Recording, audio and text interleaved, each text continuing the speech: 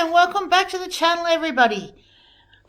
And welcome to my shop where I store all of my preserved goods here today. Today, I'm going to show you something that I just come across a little while ago.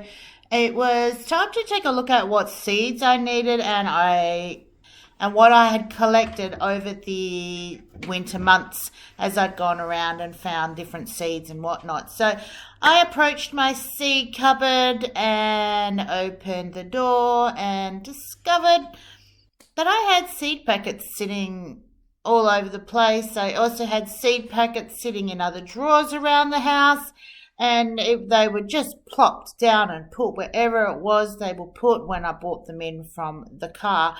So it was very much time that I needed to take a really good look at what seeds I did and didn't have.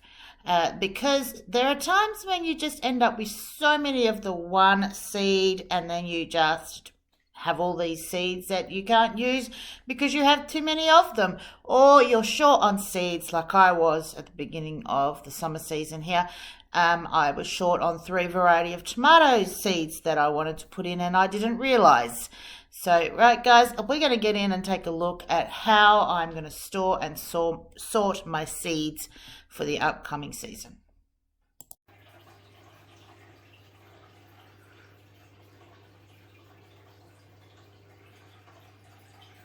Say hello. So as you can see here, guys, once I went around and collected up all the seeds that were not in a seed box, there was a lot to do, an awful lot to do. And dear little Mackenzie here, she's going to give me a hand and sort these seeds out. So the first thing I did with my seed sorting was I sorted them all into the type of seed they are. So all carrots in the carrot pile, all the cabbages in the cabbage pile, all the beets or silver beets or whatever variety it was into their specific pile. And then what I did is, because there are vegetables that are planted during the summer months, there are vegetables planted during the winter months, to just condense down somewhat, because to have one of these boxes with 6 packets of carrots in it it's a little bit silly, really. So I put like-kinded varieties into the same box, and then I labeled all the boxes. I'd labeled these boxes a long time ago. They are just a clear box. It's like a flip top lid, a bit like a lunch box. I think they were around the $3 mark, somewhere there, from a Red Dot shop.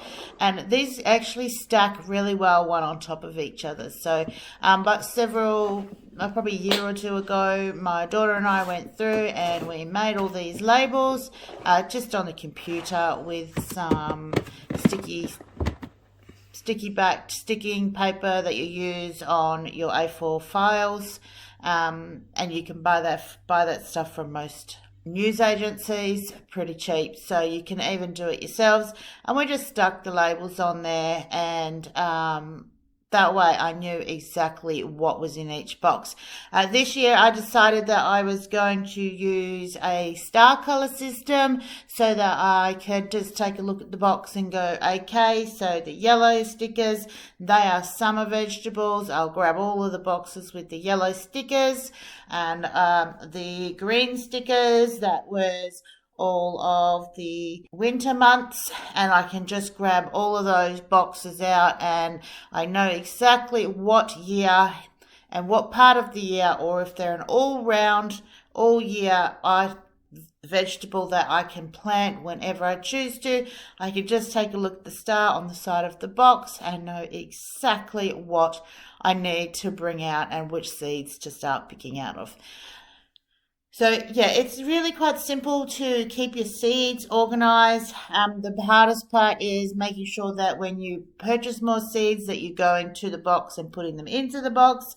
Like, I am absolutely terrible at doing that myself. I usually pop them in a drawer, on a bench, or on the shelf in the cupboard, or whatever it happens to be. Sometimes I leave them in the bag that I purchase them in and they just go somewhere, and then when you're cleaning up, doing something, or going through a drawer or whatever, you're coming across all these packets of seeds. So it is always helpful to try and keep them ordered out and organized so that you don't get too many of one and that you don't run out of others. So storage wise, I keep them in these clear containers, and then I have them in the cupboard so there's no direct sunlight getting to them.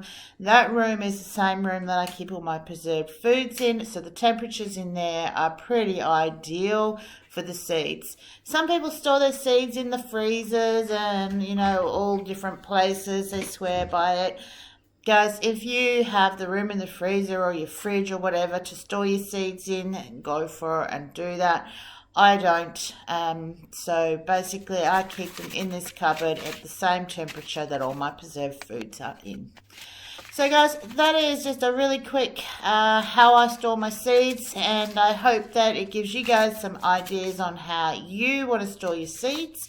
Thanks Mackenzie for your help, it was great, and I hope you guys, we'll see you guys on the next video, and happy gardening for you all.